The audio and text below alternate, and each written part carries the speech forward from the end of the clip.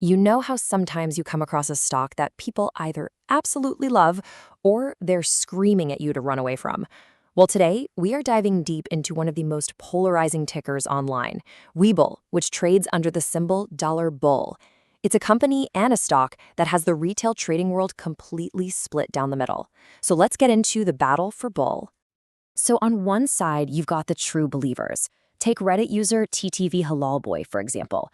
To them, this is a massively undervalued company with a super bright future. They're even calling it their favorite stock, not just to own for the long haul, but to trade day to day. And then, boom, you get the other side. User Messies just cuts right to the chase, pointing out the stock's recent performance as all the reason you need to stay far, far away. And this, right here, this is the core of the conflict we're going to unpack today. What we're really watching here is the birth of a new battleground stock. Kind of like some of those famous meme stocks, right? Bull has become this lightning rod for super intense debate. It's attracting this community of diehard bulls and, you guessed it, equally fierce bears, and they are both ready to go to the mat for their position. Okay, so let's start with the optimists, the bulls. What exactly is the rocket fuel powering their argument?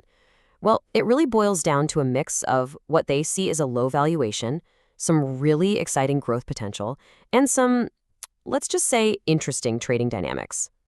The number one argument you're gonna hear from bulls is that Webull is just plain cheap. This slide kind of lays out their thinking. They argue that if you look at Webull's revenue, compare it to its market cap, and then stack that up against its competitors, well, it looks seriously undervalued. Some folks online are saying by as much as 3 times. And listen, this isn't just about the numbers today. The bulls are pointing to a really clear roadmap for growth. They're pushing into new countries like the UK, they're rolling out new premium subscription services, and they just added crypto trading. I mean, each one of these could be a real game changer for their bottom line. Now, moving past the fundamentals for a second, some traders are making money off the stock's wild swings right now. User Basted here lays out a pretty popular strategy, selling puts. They've noticed the stock has this habit of just bouncing around in a predictable little channel, and they're using that to rake in some weekly income. So what in the world is selling a cash-secured put? Okay, let's break it down real simple. It's a strategy where someone pays you cash today for you to agree to buy a stock at a set price later. If the stock stays above that price, you just pocket the cash. If it drops below, you have to buy the shares. It's basically how traders can use that up and down movement to their advantage. And speaking of volatility, get a load of this number. A reported short borrow rate of over 146%. That is a crazy high fee that people who are betting against the stock have to pay just to keep their positions open. And that right there is the perfect setup for what traders call a short squeeze. See, when it gets that expensive to bet against a stock, it puts enormous pressure on the short sellers. The theory from the bulls is that eventually they'll have to give up, buy back their shares to close out, and that wave of buying could send the price absolutely soaring. Okay, so that's the bull case. It's pretty compelling, but we gotta hear both sides, right?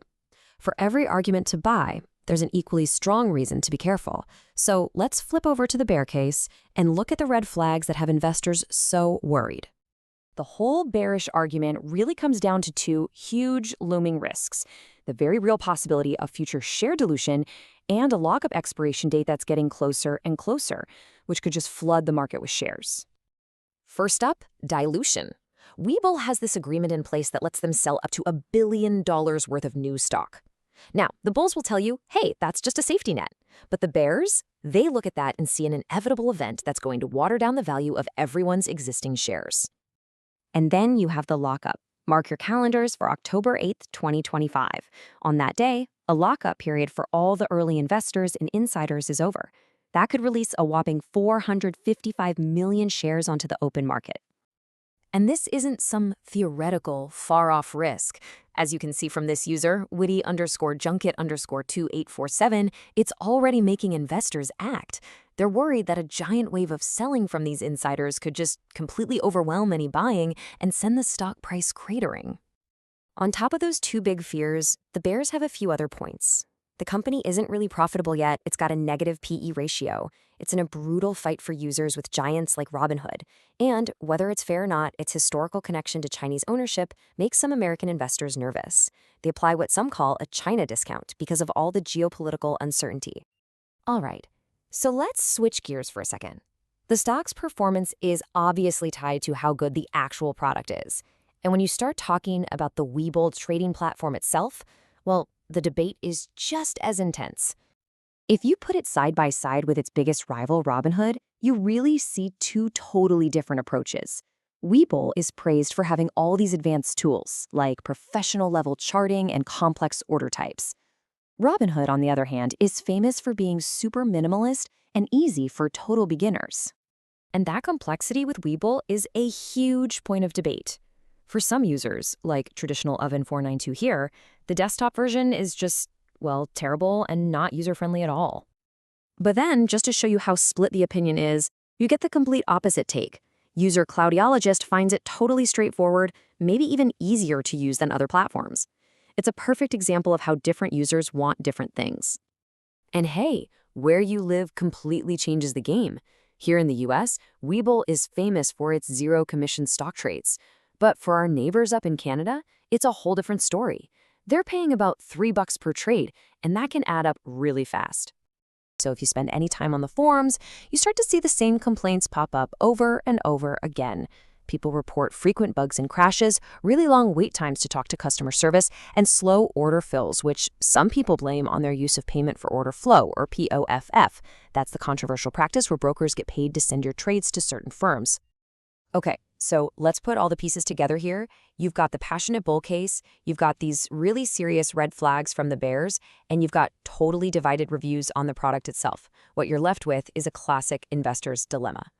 So the big question is, which is it? Is Webull a deeply undervalued growth engine that's about to blast off? Or is it a ticking time bomb of dilution and selling pressure just waiting to go off? The arguments are there for both sides, and really only time is going to tell who wins the battle for BULL.